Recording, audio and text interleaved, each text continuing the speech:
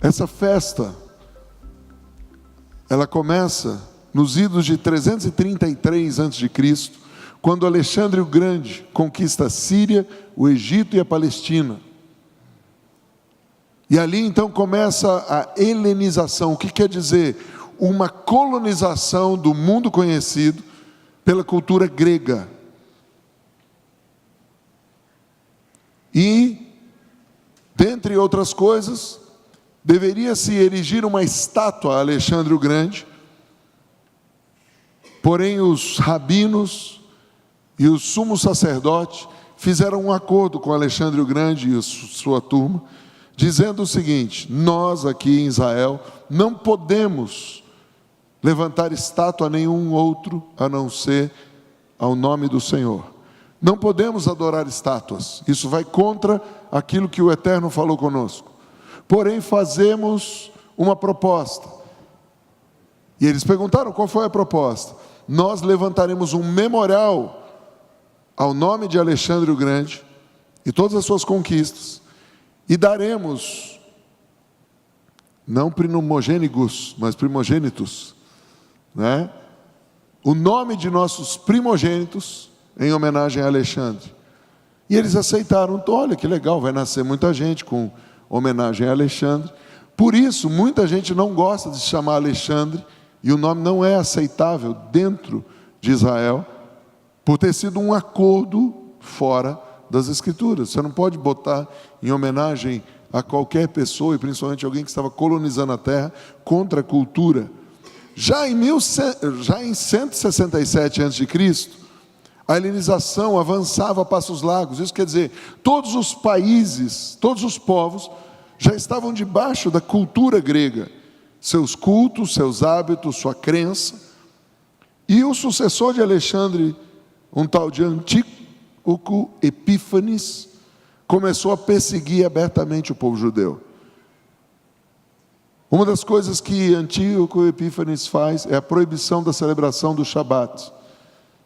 Outra coisa que ele faz terrível foi apontar um sumo sacerdote helenista, isso quer dizer um grego, para o templo em Jerusalém e proibiu o estudo da Torá, ou seja, não se estudava mais a Bíblia, decretando então o sacrifício de porcos, até que chegou-se o sacrifício de um porco no templo de Deus, mas em homenagem e honra a Zeus. Imagina a bagunça que não foi. Imagina a profanação do templo. Até que chega em 165 a.C., a família de um sumo sacerdote chamado Matitiahu Macabeu. Matitiahu é Mateus, Macabeu quer dizer martelo. Isso quer dizer então Mateus o martelo. Não se conformou com a situação e juntou um pequeno grupo de sacerdotes e levitas e disse: nós precisamos tomar o templo de volta. O templo foi profanado. Não se pode mais adorar a Deus. Porco é um dos sinais de profanação, um animal proibido sendo sacrificado ali no templo. Não é possível mais. Matitiahu não conseguiu ir até o fim da sua empreitada, mas seu filho, Yehuda, diga Judá, o Macabeu, Judas o martelo, conhecido na história, no dia 25 de Kislev, tomou a esplanada do templo de Jerusalém, e em Jerusalém tomou de volta a possessão ao povo hebreu, expulsando todos os soldados e os invasores que estavam ali.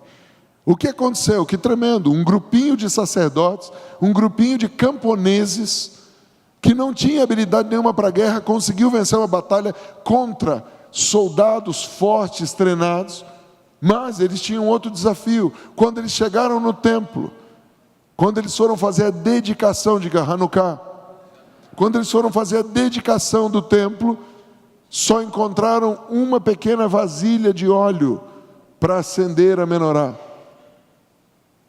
E eles precisavam então tomar uma decisão: esperar para que se fabricasse um novo óleo, que seria suficiente para crer toda semana, ou crer e confiar em Deus, e de que esse Deus que tinha dado a vitória era poderoso para multiplicar aquele óleo até que se fosse fabricado, e demoraria no mínimo uma semana para se fabricar um novo óleo. Eles resolveram confiar em Deus. E eles então colocaram o óleo, e por 8 dias a lâmpada não se apagou. Mas pelo contrário, o óleo foi se multiplicando e serviu para os 8 dias, até que se fosse feito um novo óleo. Até aqui, queridos, nós temos uma história que é contada no livro de Macabeus, e é contada por várias e várias versões diferentes, a mesma história, de um pequeno grupo de camponeses e sacerdotes e levitas, que venceram um exército poderoso grego, e tomaram de volta o que é de Deus, e puseram a sua fé em Deus, não só para a batalha, mas para crer que o sobrenatural agiria no natural. Eu quero nos próximos minutos te contar algumas curiosidades. Aqui você tem a história, mas agora eu quero te dar algumas curiosidades das celebrações de Hanukkah, e junto com essas curiosidades começar a profetizar sobre você. Por que você está aqui? Por que eu estou aqui? Primeira coisa, Hanukkah é a única festa que atravessa 2 meses. O que quer dizer isso? Todas as festas na Bíblia começam e terminam dentro de um mês. Hanukkah é a única festa que começa em um mês e termina em outro mês. Começa no 25 de Kislev e termina em 3 de Tevet. Maurício, quando que é 25 de Kislev? Diga, foi ontem. Ontem foi o primeiro dia da festa de Hanukkah. E por que nós estamos celebrando hoje? Por alguns motivos, dentre eles, 26 dá uma soma de 2 mais 6. 2 mais 6? 8. O ano que vem é 2008, fala de novos começos. E segundo dia fala de porção dobrada para você e para mim. Segundo dia fala de concordância entre 2. Mas o que significa também isso aqui? Primeiro, que o Senhor dará a você e a sua família forças e recursos para sair da velha estação e entrar na nova estação com provisão. Acho que alguém não me ouviu. Deus está apontando nessa festa que Ele vai nos dar força. Quem está cansado? Quem tem se sentido assim, meu Deus, eu estou assim, eu não sei se está meio vazio ou meio cheio.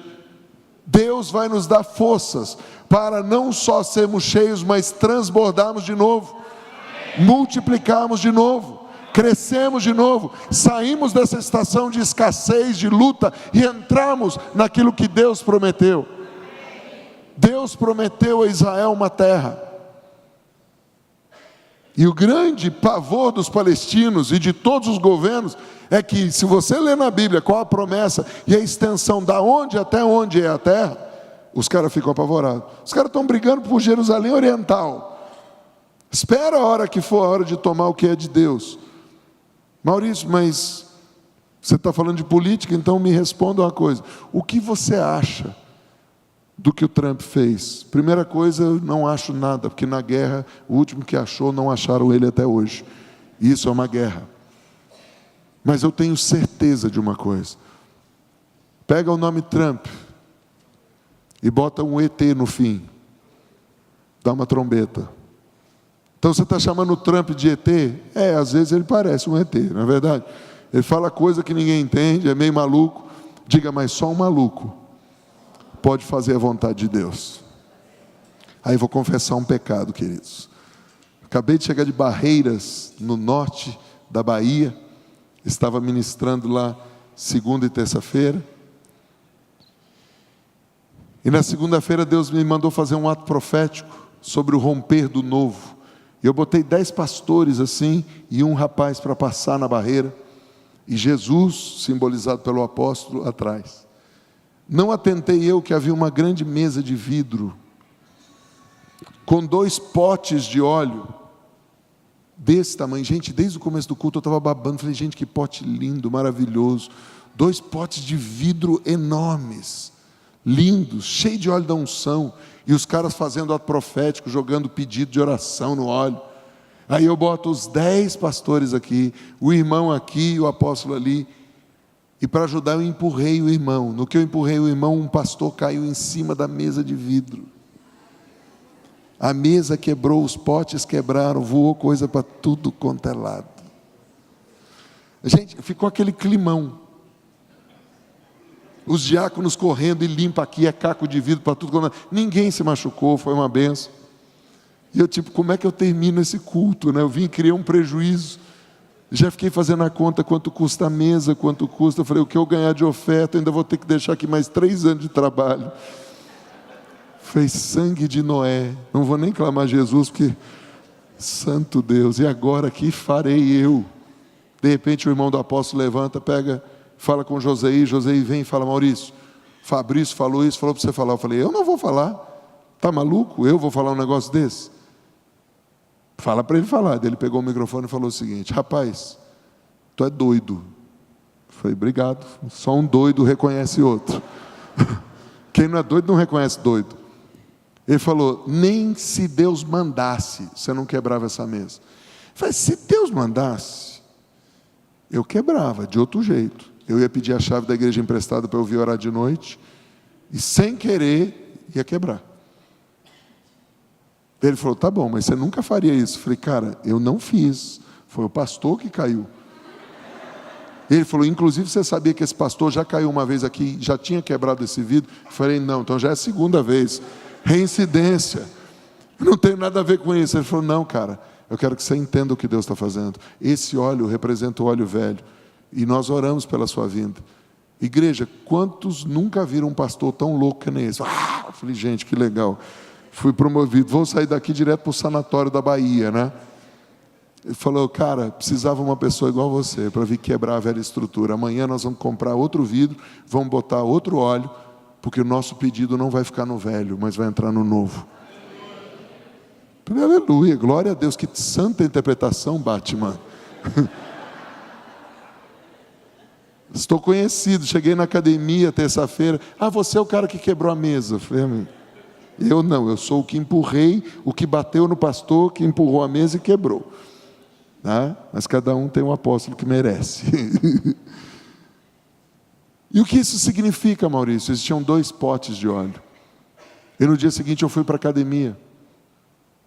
Eu briguei com o apóstolo lá, falei, apóstolo, muito legal o hotel que o senhor me arranjou. Bacana pra caramba. Inclusive a academia é na porta do meu quarto. Ele falou, você foi lá? Eu falei, fui. Eu estou até cansado de dormir. Ele, por quê? Porque não tem um equipamento, tem 40 colchões. A academia virou lugar de dormir, ou sei lá o que é aquilo, depósito de colchão.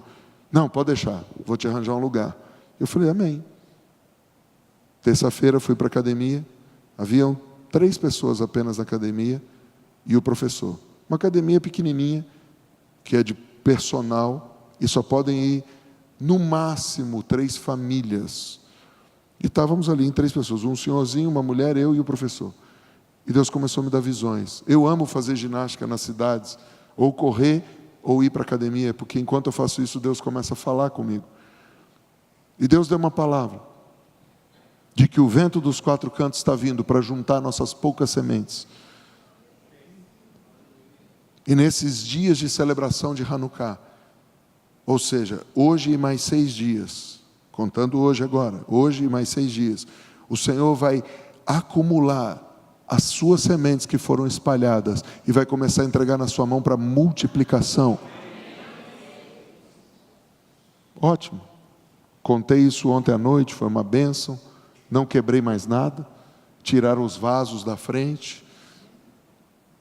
Hoje, aliás, ontem à noite, saindo do culto, o pastor falou, o empresário que me cedeu lá a academia, falou, você quer ir amanhã treinar? Eu falei, quero. Então, tal horas, meu motorista passa lá para te buscar. Eu falei, amém. E hoje só tinha eu e o professor. Eu treinei 50 minutos apenas. E durante os 50 minutos eu ministrei a vida do professor. E tudo começou com a visão. Eu falei, ontem eu tive uma visão aqui. E ele começou a olhar. Porque na visão nós começamos com...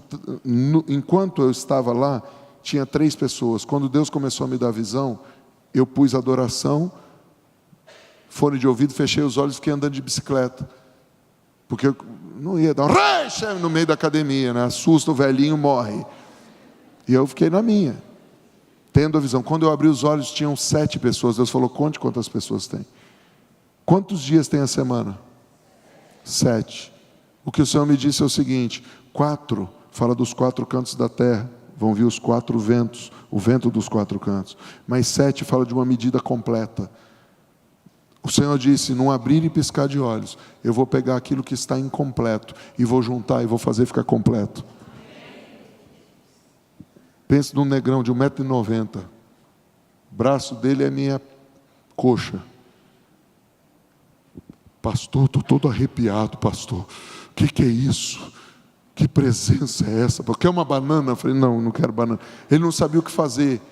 Ele falou, pastor, estou sentindo Deus aqui. O ano que vem eu vou ter uma corrida. O senhor não quer vir abrir a corrida para orar e profetizar? Eu falei, cara, tem tanto pastor nesse daqui que eu, com uma perna menor, que eu vou abrir corrida, né? Corrida do Saci.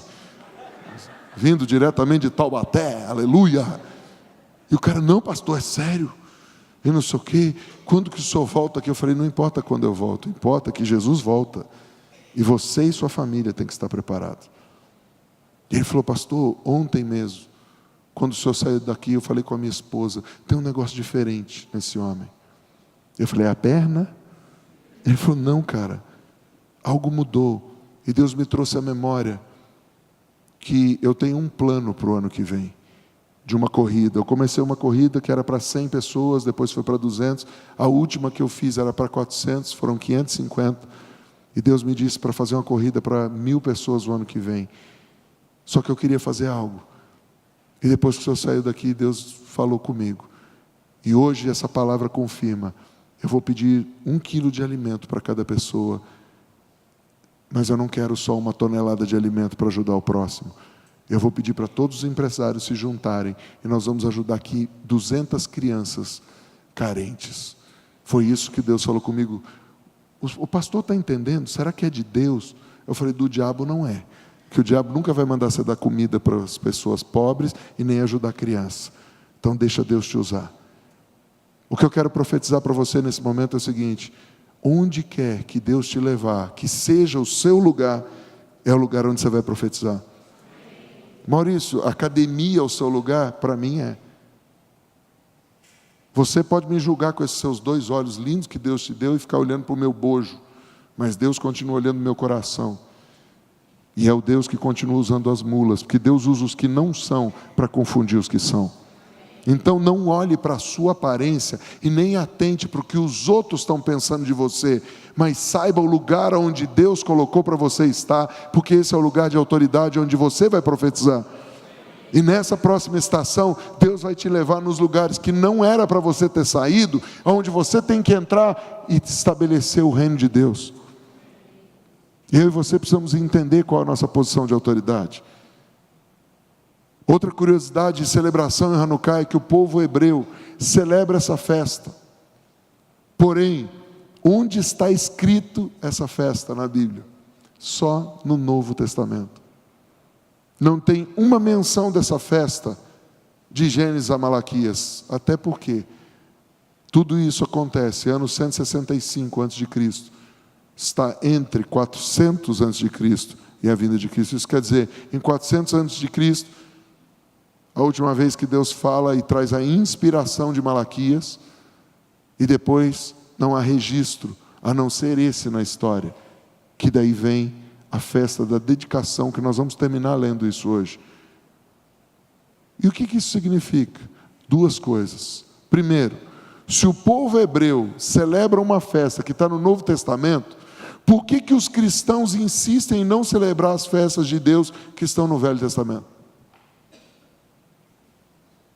Eu vou repetir. Se o povo hebreu, que não crê no Novo Testamento, não crê que Jesus é o Messias ainda, celebra uma festa que está no Novo Testamento, por que eu e você, cristão, às vezes insistimos em achar que as festas do Velho Testamento não servem para nós? Um outro ponto aqui importante de você entender é que Deus fez dos 2 povos um só. Não existem mais judeus nem gentios, nós somos juntios. Porque é esse o povo que vai subir. Deus não vai vir buscar judeu, Deus não vai vir buscar igreja, Deus vai vir buscar juntios. Judeus e gentios juntos, que vão atrair a presença do noivo de volta. Deus vai começar a se manifestar em você de maneira que os diferentes vão ser atraídos a Cristo através da sua vida. E eu transfiro a você nessa noite o dom que Deus me deu de explicar as coisas e de traduzir para quem não entende, para que passe a entender e viver.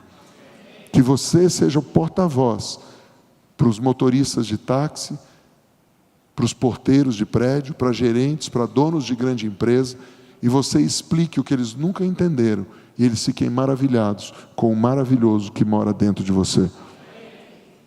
Outra curiosidade e celebração, há uma maneira de se acender as lâmpadas da Hanukkah.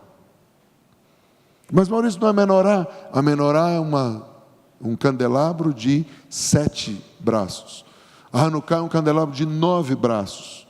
Por que é um candelabro de 9 braços? Porque o candelabro de 9 braços aponta que o óleo do antigo, aquele óleo que é o remanescente, diga remanescente, ou seja, o que ficou depois de toda a profanação e destruição, sobrou um pouco de óleo. Ele é suficiente para 8 dias. Por isso, estende-se 9 braços. O velho dando origem ao novo. Inclusive você é assim. Você nasceu de um velho e hoje você é novo e amanhã você fica velho. E dá origem a outro novo. Esse é o ciclo da vida. Como que funciona? No primeiro dia, a lâmpada central acende essa lâmpada. Diga, tudo que eu sei começou com alguém mais velho me ensinando. Começou com alguém mais experiente me ensinando. E a cada dia se falam as bênçãos. E aí então, não mais daqui, mas daqui se acende a segunda vela. E assim por diante, até se preencher as 8 velas. E se você prestar atenção nessa sequência, Deus vai escrevendo da direita para a esquerda. Sabe o que profetiza isso? Essa é a estação que Deus quer endireitar nossos caminhos. E o único jeito de endireitar os caminhos é deixando Deus pôr luz nas coisas que nós escondemos. Eu vou repetir. O único jeito de Deus endireitar o meu caminho e o seu é permitir que Deus ponha luz nos pecados que nós escondemos. Porque essas coisas precisam sair da nossa vida. Eu quero hoje citar apenas 2 bênçãos da Hanukkah. A primeira bênção da Hanukkah é Baruch atah Adonai Eloheinu melech haolam asher kideshanu bemitzvotav vetzavanu lechadlik ner shel Hanukkah. Quem vem no Shabat deve estar acostumado, porque é a bênção que se fala quando se acendem as velas. Bendito sejas tu, ó Deus do universo, Rei eterno, que nos santificou e que nos deu a ordem para acendermos as velas da Hanukkah. Outra bênção. Antes da outra bênção, diga assim: bendito sejas tu, Deus eterno, Criador do universo. Acende em mim a luz em todas as áreas de trevas, na minha mente, no meu coração, no meu físico, nas minhas finanças. Não haja lugar mais para as trevas. Põe a mão no teu coração e diga: depressão, fora! Em nome de Jesus. Ansiedade, eu lanço para o Senhor agora. Põe a mão na cabeça e diga: preocupação, eu te entrego nas mãos de Deus. Medo, eu te entrego nas mãos de Deus. Enfermidades, recebam da obra da cruz e sejam extirpadas do meu físico. Ausência de dinheiro, seja agora substituído pela sabedoria e capacidade de multiplicar riquezas, em nome de Jesus. Posso ouvir amém? Segunda bênção que eu quero profetizar com ela. Baruch atah Adonai Eloheinu melech haolam sheyazah nisim lavavoteinu bayamin hazem bazeman hazeh. Bendito seja o Deus eterno, Rei do universo, que fez milagres abençoando os nossos pais. Olha isso, o que é isso? Essa é uma das bênçãos que se profetiza na festa de Hanukkah. Quantos aqui, independente do seu pai ou sua mãe ser cristão, já ouviram de algum milagre que aconteceu na sua família? Alguma bênção que Deus trouxe a provisão quando não tinha, que Deus livrou alguém? Quem aí já ouviu uma história de que Deus abençoou sua mãe, sua avó católica, sua tia espírita? Quem aí já ouviu isso? Sabe qual é o nosso problema? Diga: preconceito evangélico. Que lá não foi bênção, não, foi Satanás. Não, querido, quem traz bênção é Deus. E Deus usa até o diabo para trazer a bênção. Eu vou repetir: Deus usa até o diabo quando Ele quer para trazer a bênção. Porque na falta de um crente acertado, Ele usa um torto desacertado. Porque o crente não está disponível. Para. Deus quer abençoar quem Ele quer. Ontem eu estava profetizando para uma pessoa, e Deus me mostrou exatamente de onde essa pessoa saiu. Deus me mostrou quanto tempo essa pessoa tem de salvação. E Deus deu uma palavra muito estranha. E eu tive que ter sabedoria para profetizar e dizer para essa pessoa: é isso. E a pessoa chorou, quem estava do lado chorou, aplaudiram, foi uma bênção. Aí no final veio uma desacertada: pastor, quer te pedir perdão. Eu falei: depende. Como depende? Me perdoe logo. Eu falei: eu não posso perdoar sem saber do que é. Não, só me perdoe, já estou confessando. Eu falei: você não está confessando. Você está simplesmente me obrigando a perder o direito de me vingar de você sem saber do que é. Porque pode ser que eu queira me vingar. Não é só você que peca, eu também tenho direito a pecar. Ah, pastor, que teologia? Você fala: isso não é teologia, isso é vida prática, minha filha. Teologia complica, vida prática simplifica. Então você pecou, eu também tenho direito de pecar. Então me dá meu direito, ou eu digo perdão, ou então eu não digo perdão. Não, eu vou embora. Eu falei: problema seu, vai sem perdão e vai morrer na esquina. Ué, bate o carro, morre em pecado, vai para o inferno.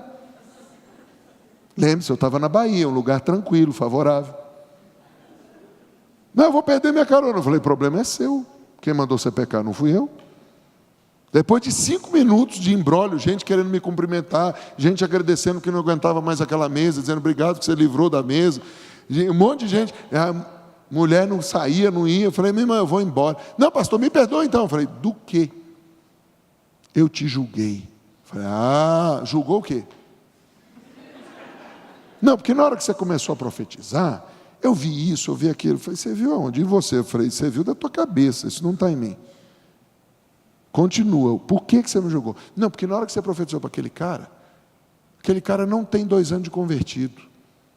Aquele cara, eu falei antes de você dizer, aquele cara veio desse tipo de seita, aquele cara fez isso, mas lá naquele lugar ele fazia aquilo.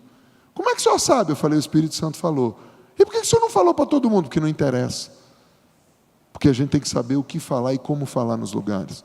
Você precisava ter um pouco mais de educação com o Espírito Santo. E ao invés de ficar surtadinha porque você saiu no meio do culto, você ouviu o Espírito Santo falar: por que ele falou desse jeito?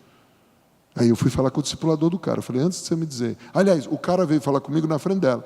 E eu falei 4 coisas. Eu falei: eu vou falar 4 coisas ao contrário. Você vai entender o que eu estou dizendo ao contrário. Mas no fim você vai entender tudo certo. E eu não vou te expor. E eu falei assim, o olho do cara foi tu. Eu falei: faz sentido? Ele falou: faz. Eu falei: então vai com Deus. Depois eu procurei o discipulador dele hoje, de manhã. Porque eu não vou embora de uma igreja sem deixar o problema resolvido. Porque eu não criei problema. Eu falei: irmão, esse cara saiu desse tipo de seita? Saiu. Esse cara fazia isso? Como é que você sabe? Eu falei: porque Deus mostrou. E uma desacertada ontem veio dizer que eu estava em pecado, porque eu falei errado. E eu sei que eu não falei errado. Eu já cheguei em um ponto de maturidade que eu não preciso profetizar para aparecer. Eu profetizo para que Jesus apareça. E pessoas precisam ser salvas quando a gente profetiza. Mas eu só quero sair dizendo: você tem uma responsabilidade. Ele falou: pastor, ontem eu estava do lado dele e você viu eu chorando. Eu falei: por isso que eu estou te procurando hoje. Ele falou: glória a Deus. Olha isso, o que você quer dizer? Eu quero dizer que na história desse homem existem bênçãos que não foram ativadas dentro da igreja evangélica nem da igreja católica, mas eram coisas de Deus que eram feitas. E esse homem, porque se converteu, parou de fazer essas coisas.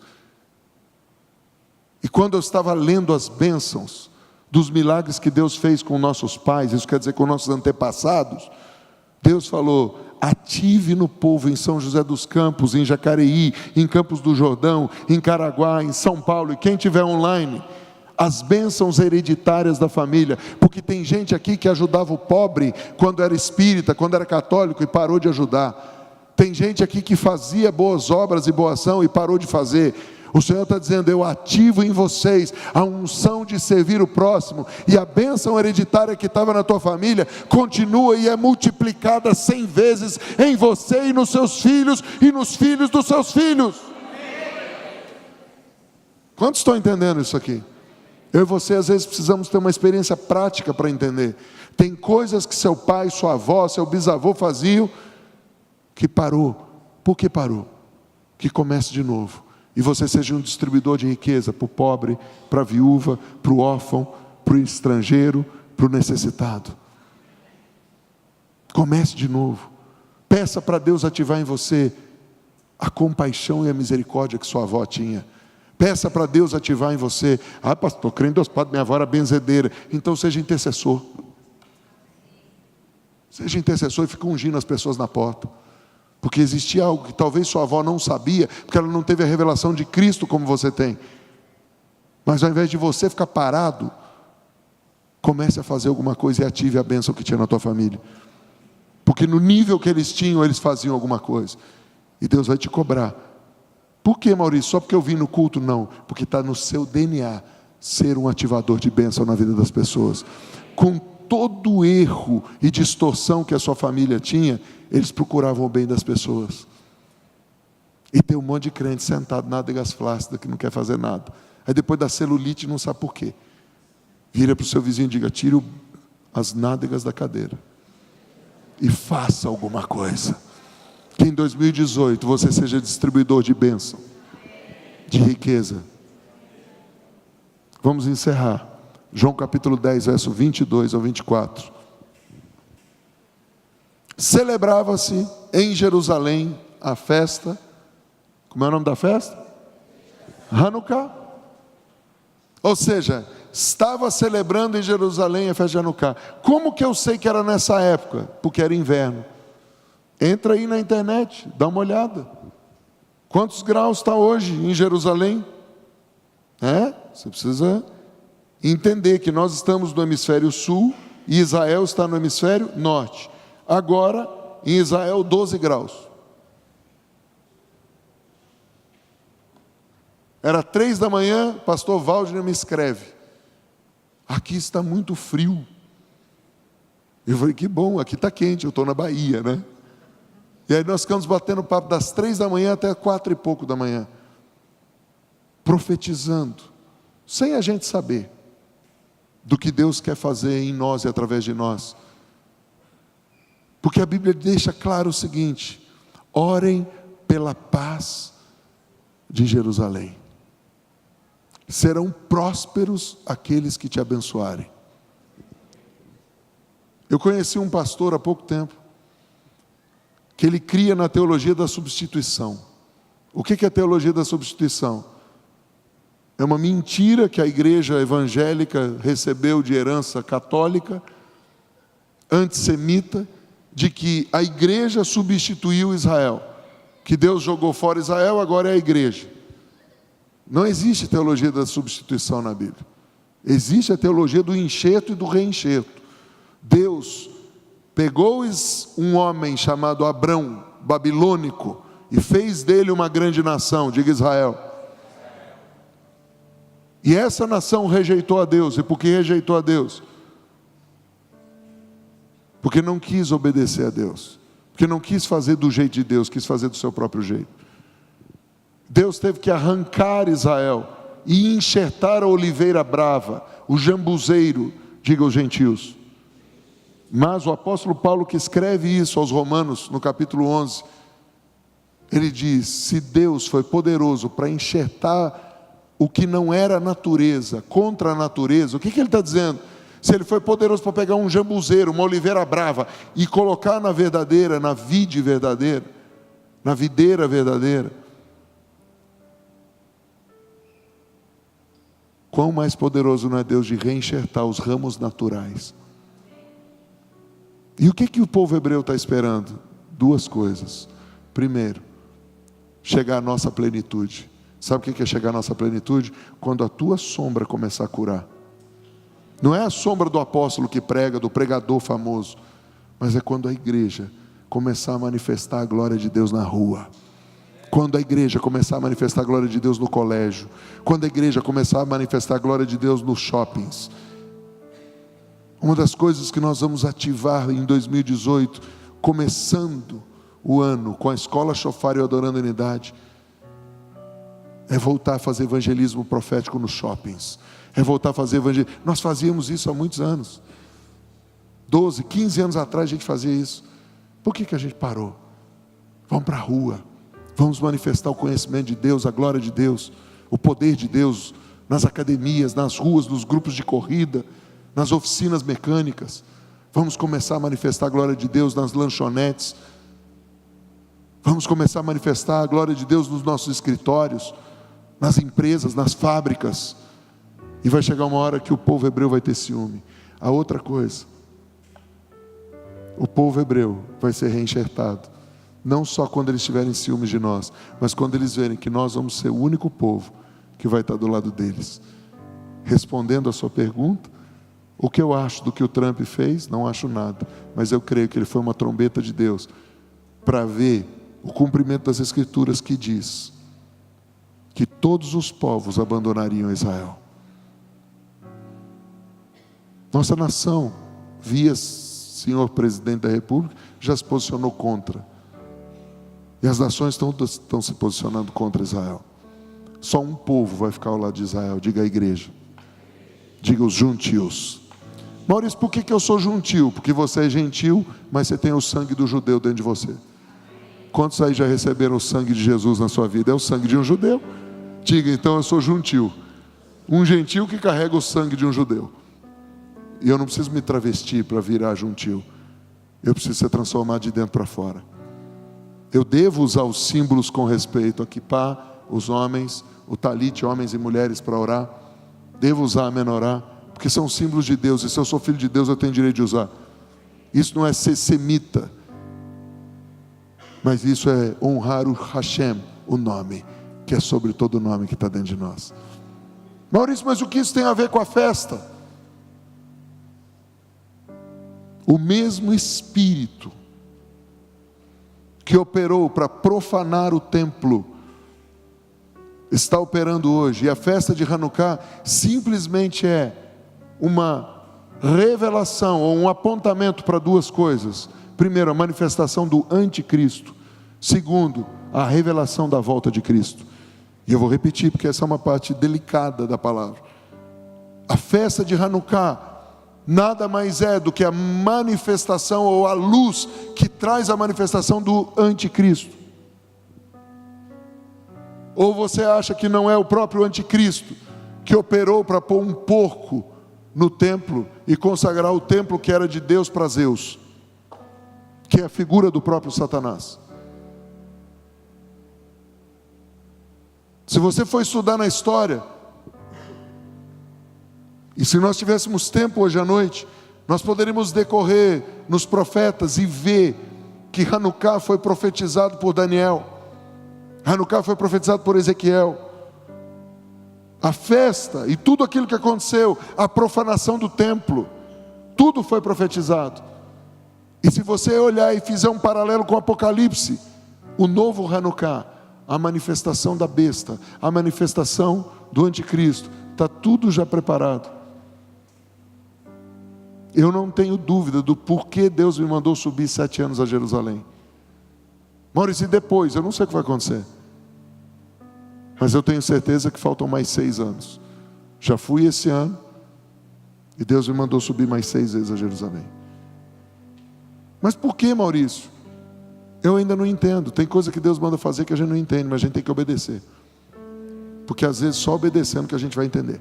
E às vezes nem obedecendo entende, mas de qualquer jeito a gente agrada o nosso pai. Tem coisa que seu pai manda fazer, você não entende, mas faz. Fim do ano você ganha presente, ele não esquece da sua calói. Só os antigos riram, né? Os novos falaram, o que é isso? Pois é, entra no Google. No meio da festa de Hanukkah, no inverno, Jesus passeava no templo, no pórtico de Salomão. As Escrituras não dizem isso, mas elas escondem isso. Jesus estava olhando para toda aquela arquitetura, que tinha sido dedicada pela segunda vez, porque aquele templo já tinha sido destruído uma vez, e ele tinha sido dedicado lá pelos filhos do martelo, os macabeus. E Jesus olhando e vendo que aquilo ia ser destruído de novo. E ele chega bem no pórtico de Salomão. E o pórtico de Salomão, ele aponta para algumas coisas. E uma das coisas que o pórtico de Salomão aponta é que, apesar de toda a sabedoria, mas porque Salomão não soube guardar o seu coração, o reino logo em seguida dele, em seu filho é dividido, Jeroboão e Roboão. Jesus estava profeticamente olhando e vendo o reino dividido, entre evangélicos e católicos. E durante séculos, a igreja evangélica aprendeu a falar mal dos católicos. Sim ou não? Quem já ouviu, dentro dessa casa, alguém falar mal dos católicos? Não estou falando mal dos outros, estou falando da gente. Pergunta para o seu vizinho, e qual foi o resultado? Alguém gosta que fale mal da sua mãe, da sua avó? Sim ou não? A Bíblia diz, um povo dividido por si mesmo se... Maurício, o que você está pregando? Você está pregando ecumenismo? Eu vou embora. Não, querido, eu não estou pregando ecumenismo. Eu só estou te dizendo uma coisa. No dia que a gente amadurecer e fizer o que a gente profetizou há mais de 10 anos atrás, aqui no Adorando Unidade, quando eu trouxe um padre para pregar, quem estava aqui? Apanhei de pancada, que eu deixei o padre falar à tarde. Imagine se ele falasse à noite, eu tinha sido crucificado. Ah, mas o padre era isso, o padre era aquilo. E você, nunca pecou, não? Você nunca foi num culto que era o pastor Cláudio Duarte? E não foi no culto que era o irmãozinho Zé, Tonho da roça? Você é idólatra, cara. Você vai no louvor porque é o fulano que está cantando. Mas quando é aquele irmão que, tipo o caçador da nota perdida, ele fica procurando o tom. Maurício, onde você quer chegar com isso? Eu quero chegar que nós vamos entrar num ano de eleição. E uma das coisas que nós precisamos fazer é nos unir como cristãos, esquecendo algumas coisas e deixando para trás, e olhando para uma coisa. Você acredita em Jesus? Eu também. Ah, mas eu acredito desse jeito. Cara, vamos olhar só para Cristo. Porque Deus quer construir um muro de proteção à volta da nossa família. Eu vou repetir o que eu estou dizendo. Deus quer construir, restaurar um muro de proteção à volta da nossa família. Porque o que nós estamos assistindo, de braços cruzados, dando risada, é a destruição da família. Quantos estão me ouvindo? É só uma maneira de nós restaurarmos isso, com um povo que acredita nos 10 mandamentos. Quem aqui acredita que tem que se honrar pai e mãe? Quem acredita que não tem pai, mas tem pai que é homem e mãe que é mulher? Quantos acreditam aqui que nós devemos amar a Deus sobre todas as coisas? Quantos acreditam aqui que não devemos matar, não devemos roubar, não devemos mentir, não devemos cobiçar? Esses valores estão sendo corrompidos todos os dias. Porque quando eu começo a duvidar da genética que Deus criou, eu estou querendo mentir para mim mesmo. Eu estou querendo provar que o certo é duvidoso. Quando o Deus criador do universo foi o criador das diferenças, não existe ninguém igual na terra. Todo mundo é diferente. Não existe ninguém igual a ninguém. Não existe dois de você. Só existe um de você. Maurício, então, onde você quer chegar? Conclui. Eu quero primeiro, como diretor espiritual dessa casa, pedir perdão a Deus e a todos os católicos que me assistem, por todas as vezes que nós usamos esse púlpito e os veículos que Deus nos deu para falar mal do católico. Não, pastor, nós não falamos mal de católico, nós falamos mal do catolicismo e não chegamos a lugar nenhum. Nós não mudamos o catolicismo e nem ficamos mais bonitos por isso. Só criamos inimigos onde não devia se criar inimigo. E afastamos as pessoas do Evangelho. Quem está comigo? Segunda coisa,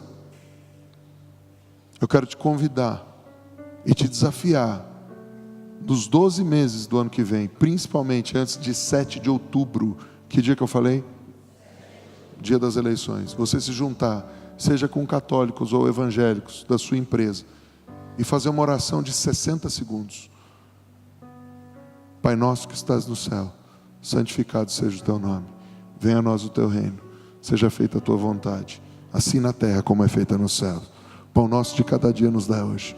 Perdoa as nossas dívidas, assim como nós perdoamos os nossos devedores. Não nos deixes cair em tentação, mas livra-nos do mal, porque teu é o reino, o poder e a glória para sempre. Maurício, o que é isso? Você vai inventar novena agora? Não, querido, não preciso inventar.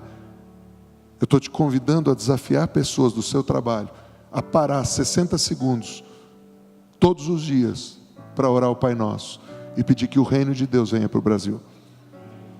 Você não precisa ensinar guerra espiritual, não precisa lutar contra Leviatã, não precisa brigar com Belzebu, você só precisa juntar 2 ou 3, porque a Bíblia diz: onde estiverem 2 ou 3 reunidos em meu nome, eu ali estarei. Quantos topam fazer isso? Parar 60 segundos no seu escritório, na sua empresa. Se você é patrão, mais fácil ainda. E se você falar que vai orar o Pai Nosso, os católicos vão te amar, não vão nem pedir aumento. Acho que vão, mas vão te admirar e dizer: poxa, o crente está rezando agora. Não, não estou rezando, estou orando. Você reza, eu oro, mas no fim a gente vai ver o resultado, porque a gente está orando ao Pai e pedindo que venha o reino do Pai, que venha a reconciliação de pais e filhos, que venha a cura de famílias, e que Deus levante. Ai pastor, eu achei que você ia falar para a gente orar para o Bolsonaro ser eleito. Eu não falei, você que pensou isso. Se você quiser orar, ore, fica à vontade, porque Jesus está passeando no templo hoje, e Ele não quer ver a gente sendo destruído, mas Ele quer nos dar vitória contra a besta e contra o anticristo. Mas pastor, explica para mim a besta. Quantos tem um parente? Já entendeu o que é a besta? Explica para mim o anticristo. Quantos conhece alguém que critica o seu culto, sua prática de culto, e vai totalmente contra o que a Bíblia diz? Ao invés de tentar ficar explicando se vai nascer um homem, que vai não sei o quê, o espírito do anticristo é todo o espírito que vai contra Cristo. E o espírito da besta é todo mundo que é besta. Mas Maurício, o que é besta? A Bíblia diz que é meia. Meia é o número do homem. São pessoas que estão debaixo de uma influência onde elas não precisam de ninguém nem de Deus, porque eu, homem, mando em mim mesmo, no meu espírito, na minha alma e no meu corpo. Talvez você não conheça muitos bestas, mas 333 você conhece. Meio besta tem um monte de gente, você conhece. Verso 24 diz assim: rodearam-no, pois, os judeus e o interpelaram: até quando deixarás a mente em suspenso? O que eles estavam dizendo? Se tu és o Cristo, dize-o francamente. O que eu quero profetizar para você é o seguinte: a ordem que Deus me deu de ir para Israel por mais 6 anos tem a ver com demonstrar o Messias ao povo do Messias, e ir profetizar nas ruas, e andar pelas ruas de Jerusalém e abençoar Jerusalém. Vira para o seu vizinho e diga: nem que seja por interesse, ore por Jerusalém. Como assim, Maurício? A Bíblia diz: serão prósperos. Serão prósperos. Lembra do pastor que eu disse que eu conheci? Ele acreditava na teologia da substituição. Até que um dia, ele chegou nesse salmo que diz: orem pela paz de Jerusalém. Aí ele falou: Senhor Deus, eu oro pela igreja. Aí Deus falou para ele: o que você está fazendo? Não, porque Jerusalém agora é a igreja. Aí Deus falou: quem disse? Não, Senhor, está aqui, teologia da substituição. E ele conta a história dando risada. Ele fala: cara, como a gente é idiota, que quer explicar para Deus o errado e dizer para Deus que ele não sabe uma novidade. E ele discutindo com Deus, e Deus disse: isso não existe. Aí Deus teve que falar para ele: me mostra na Bíblia. Ele começou a abrir a Bíblia e gaguejar, e aí ele caiu em si e falou: eu estou explicando a Bíblia para Deus. Ele falou: que idiota sou eu. Ele caiu em prantos e começou a chorar, e Deus o batizou com amor. E Deus o levou naquela cena de Jesus olhando para Jerusalém e chorando. Porque a Bíblia diz que 2 vezes Jesus chora.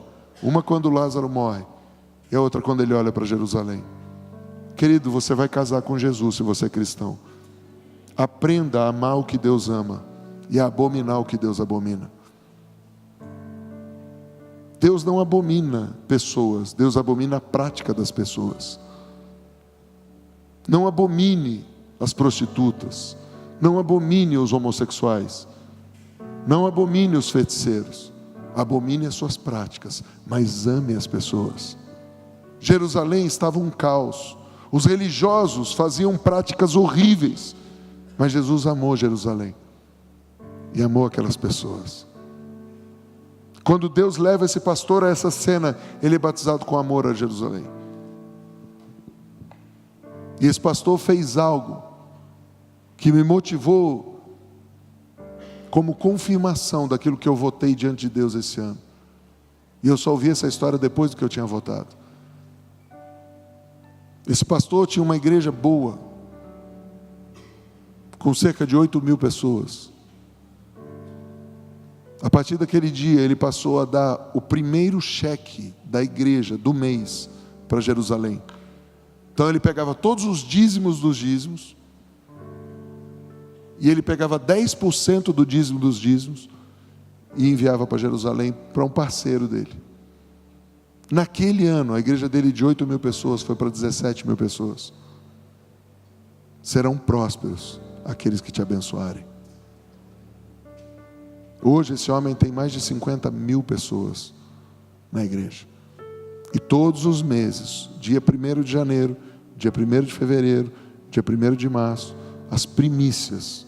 Ou seja, ele conta tudo que entrou nas igrejas, tira o dízimo, e 10% do dízimo ele entrega lá numa casa de oração em Jerusalém. Deus já tinha colocado isso no meu coração, que São Paulo ia começar a fazer isso, e São Paulo tem feito. Nós vamos começar, de todas as nossas casas, no 1º dia do mês, a semear em Jerusalém. Por que, Maurício? Porque eu creio que o que está escrito na Bíblia deve ser vivido. Todos vão abandonar Jerusalém, continue vendo. Todos vão abandonar Israel, continue vendo. Agora eu apelo para a sua emoção. Quem aqui já foi rejeitado na escola? Quem aqui já foi rejeitado na família? Na igreja? Israel está sendo rejeitado publicamente, diante de anjos e demônios. Quem ficará ao lado da menina dos olhos de Deus? Quem aqui ama quando alguém defende seu filho e cuida do seu filho? Eu posso fazer qualquer bem para você, que você vai achar legal, mas se eu fizer bem ao teu filho, eu passo a ser teu herói. Queira ser um herói diante de Deus e comece a amar a menina dos olhos de Deus. E eu te desafio também a orar para ir comigo a Jerusalém no dia 8 de outubro do ano que vem. Maurício, você vai fazer caravana? Não, nós não fazemos caravana. Nós fazemos expedições proféticas. Nós vamos estar saindo dia 8 de outubro do ano que vem. Acertamos agora, e nós vamos em parceria com vários ministérios, para ficar mais barato, e fazer em mais vezes, com muita qualidade. Nós estamos orando para levar, no mínimo, 4 ônibus de 40 lugares. Cada ônibus vai para um lugar, mas durante 2 noites, nós vamos nos encontrar em um lugar só. E vamos convidar a igreja de Jerusalém e os arredores, os cristãos, a irem celebrar com a gente. E nós vamos fazer 3 coisas lá. 2 eu posso te dizer. Uma, nós vamos adorar. Segunda, nós vamos gravar algumas coisas ali. Não quero transformar em CD, nada, mas eu quero gravar canções que Deus vai dar ali. Eu já me uni a alguns empresários. Amanhã, 7 da manhã, eu estou reunido com eles. Eles estão vindo da Bahia, porque eles fizeram um voto junto comigo, diante de Deus, lá no Getsemane. 7 anos subindo a Jerusalém. Porque Deus vai trazer as riquezas da terra na nossa mão, para nós plantarmos igreja nos piores lugares da terra, para nós plantarmos igreja no sertão nordestino brasileiro, para nós plantarmos igreja nos lugares não alcançados. Para isso Deus vai começar a abençoar jovens empreendedores e empresários. Mas eu te desafio a orar e dizer: Deus, se o Senhor me quer nisso, me ensina a separar o dinheiro para fazer isso.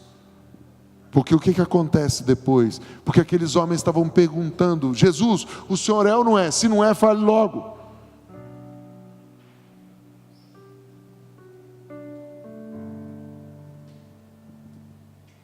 Jesus passa a falar das bênçãos. E Jesus dá origem à bênção do Deus abençoando os nossos pais. E ele começa a falar: eu e o Pai somos um. E no verso 27 ele diz: as minhas ovelhas ouvem a minha voz, eu as conheço e elas me seguem. Quem aqui já esteve afastado dos caminhos do Senhor, mas de repente uma pessoa com muito amor e carinho começa a falar com você, e você começa a entender que o teu bom pastor Jesus está usando aquela pessoa para te trazer de volta? Tudo que você ouvia de púlpito, que você ouvia na internet, te dava raiva, te dava nojo, mas uma pessoa conseguiu com graça falar e trazer seu coração de volta. Quantos já se sentiram assim? E quantos já se sentiram sendo usados por Deus para que alguém ouvisse o Evangelho? Como aconteceu comigo na academia, o cara ficar arrepiado, ou como acabou de acontecer comigo no táxi, filho de um ex-alcoólatra que é crente, mas ele não queria ir para a igreja por causa do tipo de igreja que ele estava acostumado a ver. Ele falou: pastor, eu quero o endereço da sua igreja em São Paulo, nessa igreja eu vou. Eu não nasci para todo mundo, você não nasceu para todo mundo, mas as pessoas que você nasceu estão esperando você se manifestar, e elas vão ouvir a voz de Jesus através da sua voz, e elas vão dizer que você e Deus são um só. Elas não vão te idolatrar, mas elas vão dizer: eu vejo Deus na tua vida. Jesus estava dizendo: eu sou o Messias de outro jeito. O que vocês estão vendo acontecer comigo é porque eu e o Pai somos um. Mas Jesus, nesse momento, é assaltado pelos homens e eles pegam pedras para apedrejá-lo. Jesus sai, e o texto diz no verso 40: novamente se retirou para além do Jordão, para o lugar onde João batizava no princípio, e ali permaneceu. Espera aí, então Jesus andou para trás do ministério dele? Não. Jesus foi buscar um remanescente, porque João já tinha ido, mas existia um povo que continuava indo naquele lugar, e Jesus entendeu que ele precisava ir resgatar aquele povo. E o texto diz: e iam muitos ter com ele e diziam: realmente João não fez nenhum sinal, porém tudo quanto disse a respeito deste era verdade. Ou seja, João não curou ninguém, João não ressuscitou nenhum morto, mas tudo que João falou estava se cumprindo em Jesus. Eu quero profetizar 2 coisas aqui, e para profetizar eu quero ler o último verso da noite. Muitos ali creram nele. Você percebeu que Deus te fará ir a lugares antigos, onde há pessoas que ainda não creram, mas vão crer? Essa é a primeira profecia. Deus vai te levar a contactar pessoas do seu passado, e quando elas te verem, elas vão dizer: só Deus pode ter feito o que fez. Tem gente aqui que fez tanta besteira na vida, quando a pessoa te olhar e falar: tu está vivo ainda? Só Deus, eu acredito. E tem pessoas que, ao tomar um café com elas e ao contar o que Deus fez na sua vida, elas estão lá esperando naquele primeiro lugar, e elas pararam. Maurício, mas de onde você recebeu esse negócio?